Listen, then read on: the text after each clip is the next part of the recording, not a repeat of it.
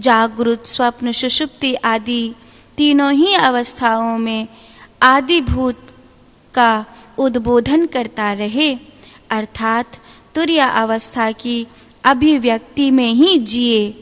प्रबुद्ध योगी को वह अभिव्यक्ति अंतर्मुख होने पर ही होती है, परंतु सुप्रबुद्ध योगी की बहिर्मुखता की स्थिति में भी यह अनुभूति कभी कभी हो जाया करती है। त्रिपदा अर्थात जागृत, स्वप्न, सुषुप्ति के आदि में जो विद्यमान है वो आद्य है, अर्थात वही आनंद घन परमात्मा है, उसी को तुर्य अवस्था कहते हैं। योगी को अपने स्वसंवेदन प्रमाण से यह बात स्पष्ट हो जाती है कि जागृत आदि तीन अवस्थाओं की आदिभूता अवस्था के द्वारा ही उन तीनों में प्राण प्रतिष्ठा करनी होगी। वह तीनों ही अवस्थाओं का प्राण तत्व तुर्या ही समझता है। ये व्याख्या बहुत प्यारी है। ये व्याख्या कहती है कि योगी को स्वसंवेदनशील होना पड़ता है, अपनी प्राण प्रतिष्ठा में स्थित रहना होता है, क्योंकि जागृत, स्वप्न, सुषुप्ति में कभी भी विषय भोगों के आने पर माया विद्युत की तरह शरीर में फैल जाती है। उस समय होश थोड़ी रहता है, उस समय सारा ज्ञान धूमिल हो जाता है। उस समय पता थोड़ी रहता है कि क्या सही है और क्या सही नहीं है। जानते हम सब कुछ हैं, लेकिन सब कुछ जानने के बावजूद भी एक बार माया भूल करवा लेती है। एक बार मोहित हुआ मैं ये भूल जाता हूँ कि ये तुर्या अवस्था से हो रहा है, मेरे प्रयास से नहीं। इसीलिए इस सूत्र में कहा गया है बहिर्मुखता की जो स्थिति है उसमें माया का प्रभाव बलवान होता है, लेकिन अंतर्मुखता की जो स्थिति है उसमें माया का प्रवाह कमजोर होता है। आप किसी ऐसे व्यक्ति को देखिए जो धनाढ्य नहीं है पर धनाढ्य दिखना चाहता है। अगर उस व्यक्ति की कोई बेइज्जती कर देगा तो उसको बहुत ज़्यादा फील होगा। एक ऐसा व्यक्ति जो वास्तव में धनाढ्य है पर धनाढ्य दिखने की कोई बहुत अभिलाषा नहीं है, उसकी कोई बेइज्जती कर देगा तो वो उतना उग्र नहीं होगा। कारण मैं बागबानी कर रहा हूँ, मैं झाड़ू लगा रहा हूँ, मैं अपने गेट को छन्ना से पोंछकर ठीक ठाक कर रहा हूँ। द्वारे पर कोई आया, ओ नौकर अपने मालिक को खबर करो।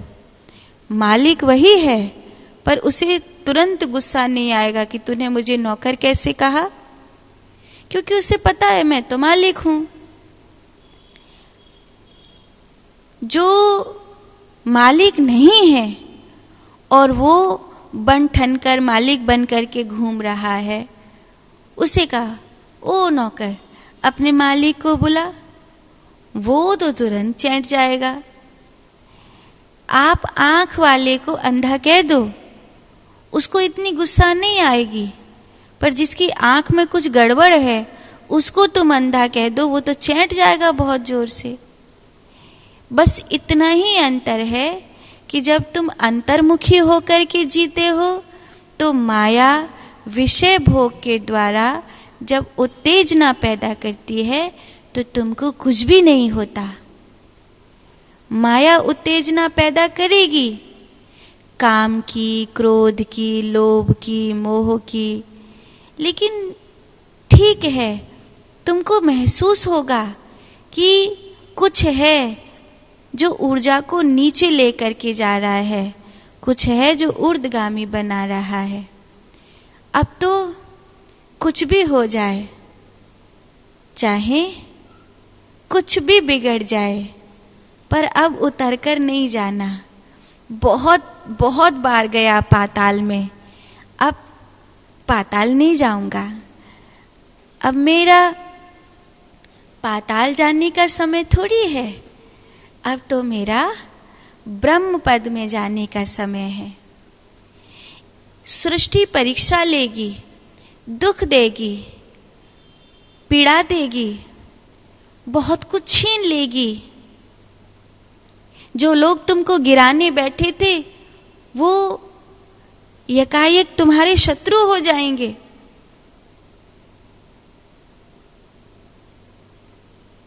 अपनों का प्रेम बरसना बंद हो जाएगा। देखते देखते तुम्हारे प्रेमास्पद तुम्हें पराया कर देंगे। पर दुनिया में कोई भी कीमत चुकानी पड़े, पर अगर दुनिया की कोई भी कीमत चुकाने पर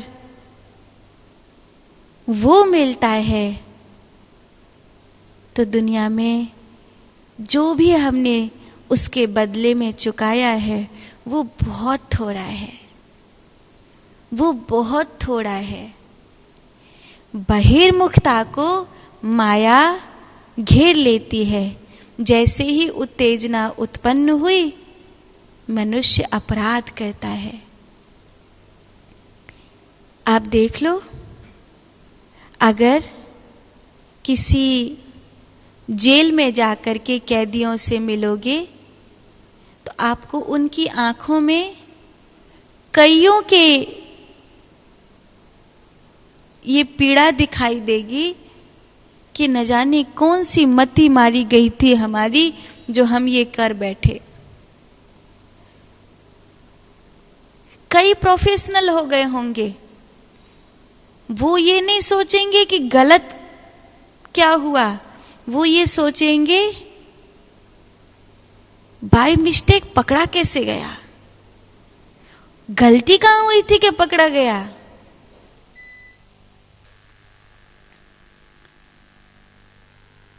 लेकिन कुछ ऐसे होंगे जो अनप्रोफेशनल हैं। गलती हो गई, समय ने गलती करवा ली, परिस्थिति ने गलती करवा ली, उत्तेजना ने गलती करवा ली, प्रारब्ध ने, इंद्रियों ने गलती करवा ली। ऐसा क्या कर बैठे जो आज कहां से कहां पहुंच गए। बहुत रोएंगे, बहुत पिलखेंगे। अगर आप एक सत्संगी व्यक्ति हैं, एक साधक व्यक्ति हैं, तो ये सूत्र बहुत काम का है। बहिर्मुखता माया के मोह में बंधन को प्रबल कर देती है, अंतर्मुखता माया के मोह में बंधन को निर्बल कर देती है, कमजोर करती है। सृष्टि में रह रहा हूं मैं, भले मैं एक योगी हूं, पर सृष्टि में रहते हुए, उसके विषयों को भोगते हुए, उसके वातावरण में रहते हुए कभी भी मेरी चेतना पर अंधेरा हावी हो सकता है, कभी भी। इसीलिए